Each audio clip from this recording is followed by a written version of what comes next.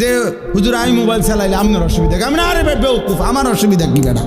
অসুবিধা তোর বেটা, সমস্যা বেটা। তোরে ফিরাইতে চাই বলে বলছি বেটা, তোর পরিবর্তন চাই বেটা, এই আশায় বলি বেটা। তোর ভাত আমি খাই না, আমার ভাত তুই খাস না বেটা।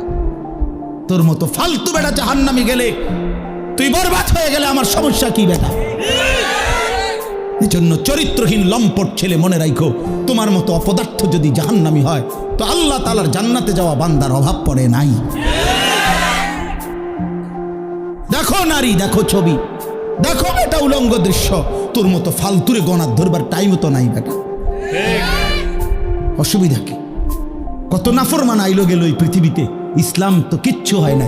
ইসলামের উপরে পালনকারী, ইসলাম মান্যওয়ালা, আল্লাহর কসম, যেদিন নবী সাল্লাল্লাহু আলাইহি সাল্লামের জামানা থেকে আজ পর্যন্ত সর্বযুগে আল্লাহকে সেজদা দেনওয়ালা, তাহাজ্জুদ পড়া, কোরআন পড়া, আল্লাহর কোরআন হিফজ করা, আল্লাহর দ্বীন মানার লোকের কোনো যুগেই ঘাটতি হয় নাই,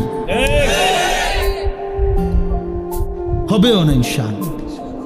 তো তোমার মতো ফালতু বেটা কামে লাগলে তোমার লাভ, তুমি বরবাদ হইলে কার কি সমস্যা?